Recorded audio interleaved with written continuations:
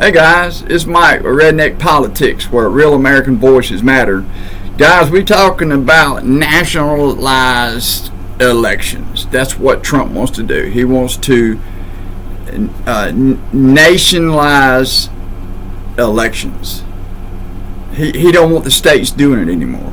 He wants to be able to have more control of the elections. These are things he's going to try. This stuff. He has no choice. He has to try. I mean, because one thing you have to remember is he still has a lot of shit hanging over his head. I mean, if he loses the House and the seat, then he's pretty much, the Senate, he's pretty much a lame duck at that point. The only thing that's helping him right now is because you got the Republicans in the House and Republicans in the Senate, and then of course Republicans in the White House, and so they have control of things, and that's the reason why Trump's gotten away with a lot of the stuff that he's gotten. It's because he has his little rah-rah party in the background helping him to achieve whatever it is he's trying to achieve. I mean, it has caused a lot of clashes in the MAGA world, because there you do have some older conservative Republicans who don't feel like MAGA does. I mean, it's really a different party. It's really two different parties. But they'll have to figure that out themselves, I guess. But as of right now, what we have to do is we have to concentrate on that 2026 midterms elections, because that's right there is what's going to tell all. In the meantime, I mean, you got Trump with this war. You got Trump with the Epstein files. You got Trump with Venezuela. You got Trump. Everywhere's Trump. Ukraine. He has spoken to Putin. I think it was yesterday he spoke with Putin on the phone. And Russia is now giving information to the Iranians on where our military and our service people are. And they've been giving this information to Iran. And so then Trump turns around and either he calls him or Putin calls him, one or the other. But yesterday they spent an hour on the phone talking. I mean, please tell me, this makes no sense to me. I'm glad I thought of this, because this makes no fucking sense to me, man. Here we are fighting a war over in Iran. A war that Trump insisted that we had to wage. You have a lot of people here in the United States, none of this shit is sitting well with them. You have a lot of division that's going on right now, but a lot of it has to do with because you can't get the truth, you can't get the facts, you can't get people to give you real information, not even the media. But they're so damn scared of Trump and his lawsuits. I mean, hell. But with all this stuff that's going on, you would think that he's got too much. He can only handle so much, but that's not it. The reason that he does all this is to cause mass confusion, to muddy all the waters, and that's is to not deny, and put it off, and that's how he got out of being charged and going to prison for January the 6th, or even the case down in Florida with the documents. And that's another thing that's going on. There's some stuff now that apparently you have a whistleblower up under that works with Judge Cannon, who has now released some information that is not looking good, especially on the part of Trump and the judge. I don't know any more than that, so I'm not going to go into any more details, but I will be bringing that to you because Judge Cannon let him off I mean, they got him dead to rights, man. They're sending him information to Mar-a-Lago saying, hey, we know you were the president. We know that you've left with some documents that are classified and we need them back. And he would just ignore them. And this went on and on for a matter of months. And then finally they had to go to the judge and say, hey, Judge, he's got all this shit here. We've been nice trying to get it back, and he won't give it back to us.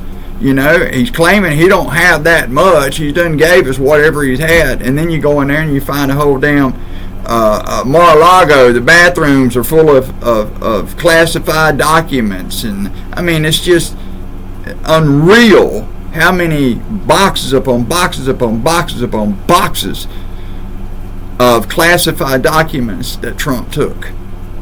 And yes, it come up that I think Bolton had some, and I think Joe Biden had some. And they did the same way with those two. Hey, we need this stuff back. And they gave it back. But you see, Trump now is saying, well, he shouldn't be charged for any of that, any of obstruction, But that's not the way it goes. But he got Cannon on his side, and she's a federal judge, and But the other cases, the one if he would have been able to take it to trial, Jack Smith, take it to trial,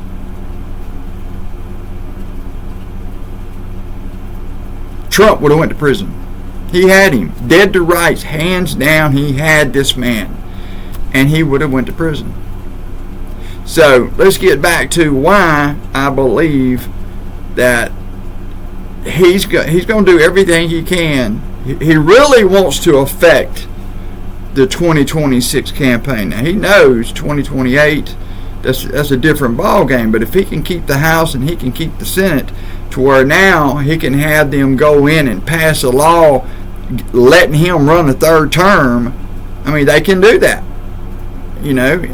and nothing nobody can do, because you got Congress, you got the Senate, you got the White House, they control everything.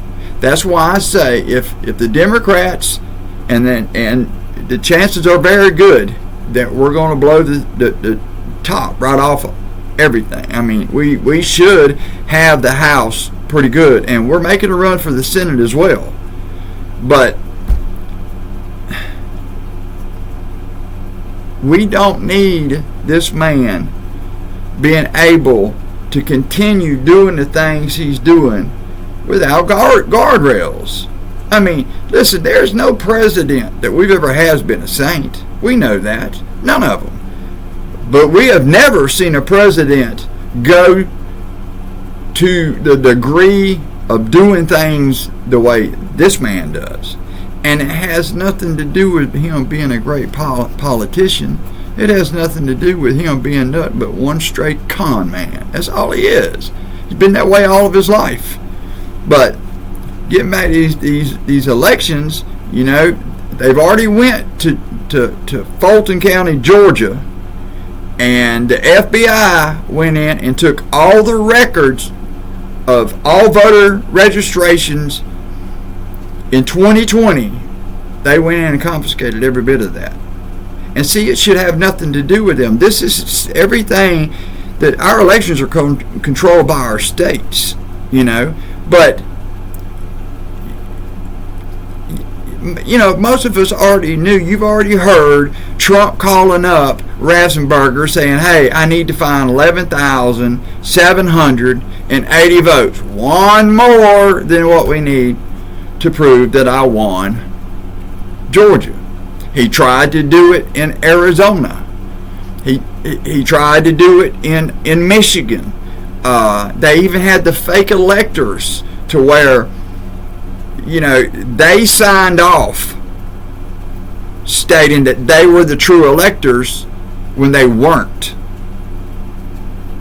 And the reason why the hang Mike Pence come in is because Trump tried to get Mike Pence to go along with it, and whenever the fake electors stuff come in, he just signed it, and everything's, he can say, Now we're rejecting this. We need to take a look at this, and that would have stopped the election at that moment, and it would have kept Trump in office. But see, that's the deal. Pence wouldn't do it. See, Pence is, there's a lot of things that Pence says that I don't like, but there's one thing I like about Pence, is he has morals and values that he stands behind, he honors those, and he lives by them. That's a man. You cheating and lying and conning to steal and take from others. But Mike Pence is a good Christian. And there's some things that he has politically I don't care much for. But he did the right thing. And if he would have went right along with it, we'd be sitting at a different place today. But he didn't. And that's why you had so many of the people in MAGA hating on him so bad, because of Trump and what Trump was saying. Trump is back in the White House right now, and I have my feelings about how he got voted in this time, and it's only, I do believe that the Democrats, with their choice, a lot of people didn't understand who this woman was, and I'm talking about Kamala Harris.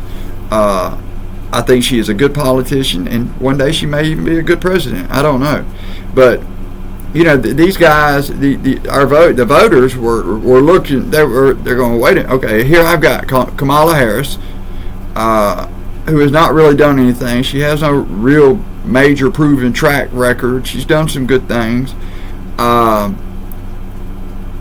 we got Trump. And most of them voted for Trump because they didn't know much about her. Now, I may be wrong about that assessment, but I just feel like that's how Trump ended up winning it back. I don't think he won it because people wanted his ass there. I think that he got it because people didn't know what else to do, But, guys, there's still a lot of stuff that's going to transpire.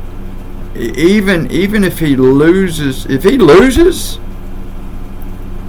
and he can't run for a third term, he's not voted in, he's done, he might be facing some serious charges, man.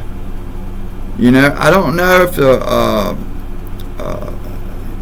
if it can even last that long, statute of limitation. I don't know. But I do know that Jack Smith had him dead to rights on both cases, and he got voted back in, and that's what saved his ass, because you can't prosecute a sitting president, But guys, I got a lot of stuff to bring y'all, and I'm gonna keep doing it every day. This nationalized election thing that he's pushing, and the act, I think they're trying to bring it to the floor, to Save America Act, and I think they're pushing to change things in our elections.